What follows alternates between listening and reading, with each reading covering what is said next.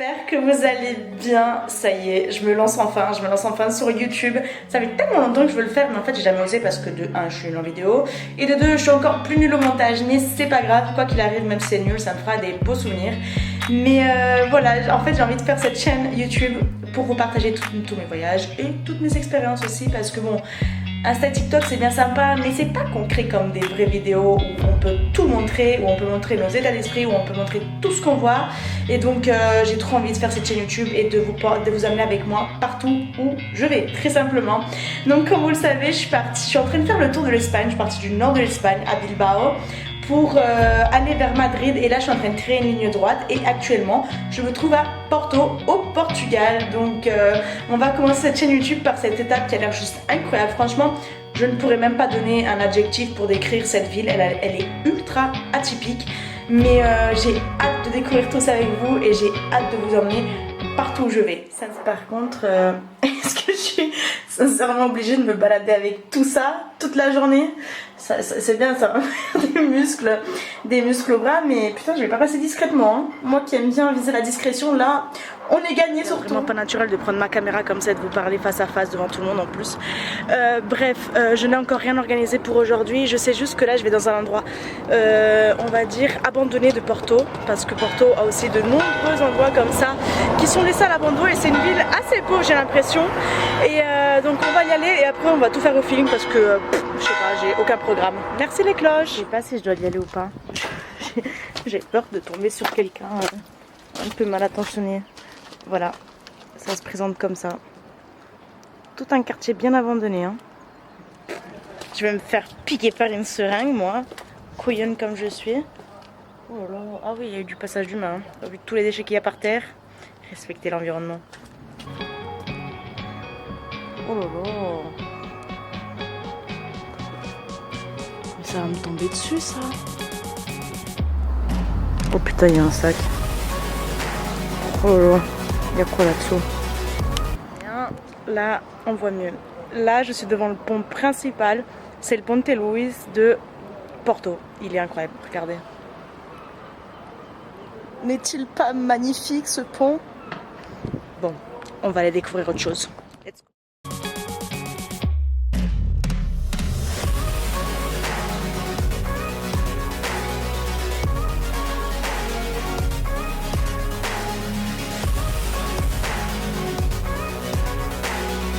Connu extrêmement pour ses street art. Je suis devant un qui est juste incroyable, j'ai vu ça, mais c'est juste incroyable. C'est dingue. Regardez, mais regardez toutes les expressions des bonhommes. J'aime trop. En fait, Porto est divisé par le Douro au milieu. Donc vous avez toute la partie qui est incroyable par derrière, vous avez un peu de près de tous les miradors. Vous pouvez voir la ville de loin, en gros c'est bien, moi on ne me voit pas. Ou sinon vous avez Porto derrière, et en gros vous pouvez soit prendre le funiculaire pour monter, soit vous vous tuez à la tâche et vous faites tous ces escaliers. Même si la vue elle est franchement pas mal, avec le Ponte Luís c'est magnifique. Ces escaliers, franchement si vous voulez les prendre, il faut absolument être à minimum sportif, sinon vous arrêtez tous les mètres. Je suis arrivée devant la cathédrale de Porto qui est juste magnifique, regardez.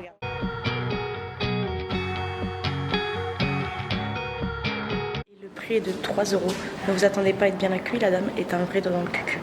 On va aller voir ensemble, mais c'est plein d'azuleros, c'est plein de petits carreaux bleus, en gros de plein de petits carrelages bleus.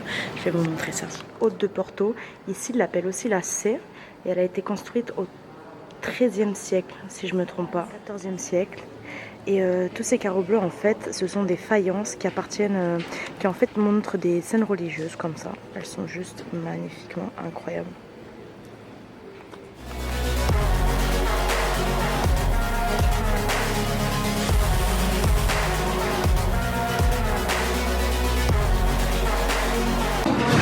Je sais pas si vous m'entendez au bout du trou et du bordel, mais je viens de m'arrêter de faire un petit brunch dans un endroit trop mignon. Ça a l'air trop beau.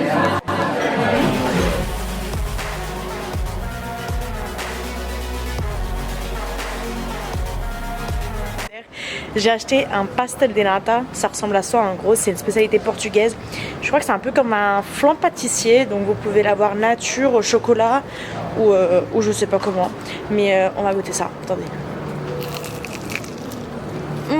On m'en voit partout.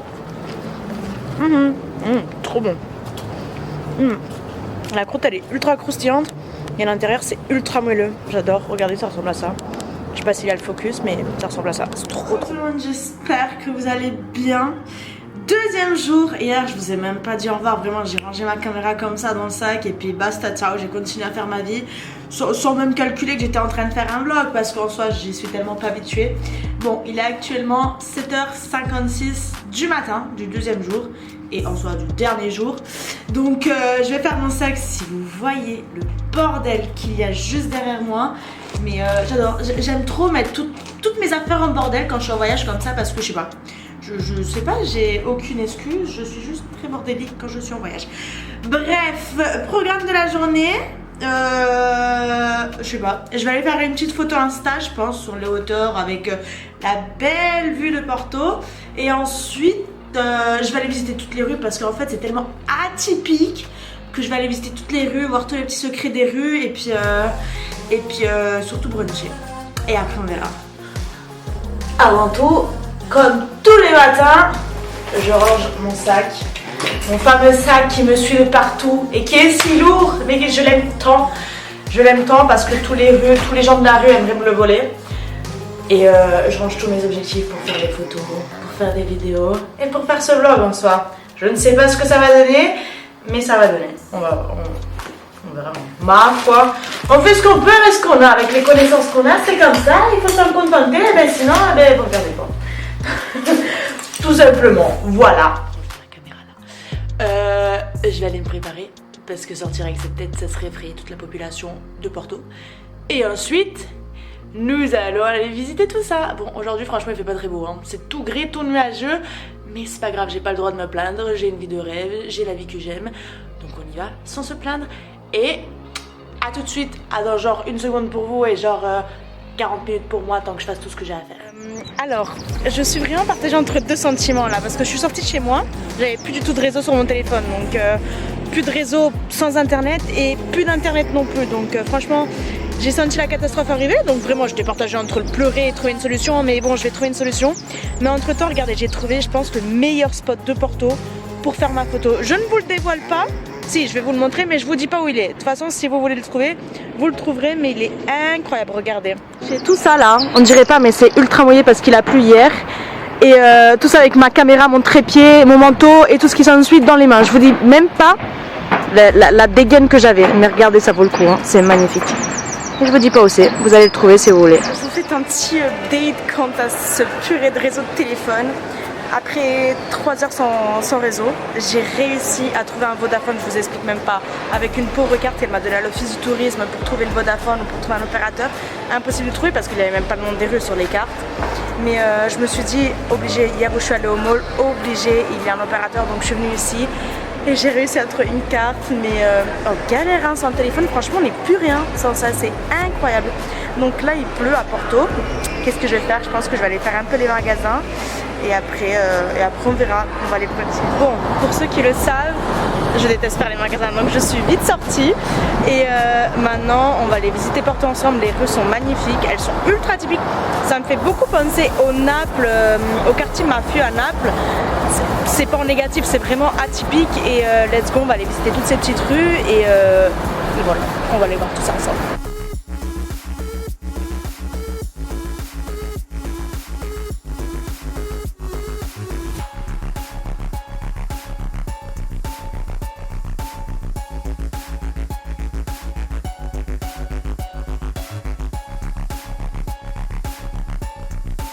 Remarque, c'est la pauvreté.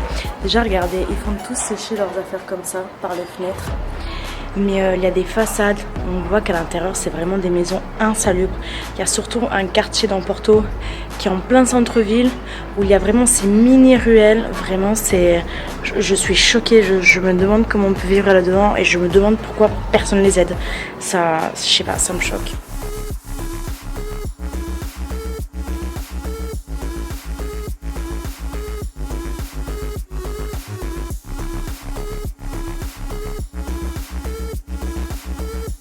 termine ce premier vlog à Porto malgré l'aspect très primitif des vidéos et l'aspect de connaissance au niveau du montage de vidéos. J'espère que ça vous a un peu plu quand même et je vous dis à très vite pour de nouvelles destinations et il y en a encore beaucoup à faire donc j'ai hâte de partager tout ça avec vous. Un gros bisous.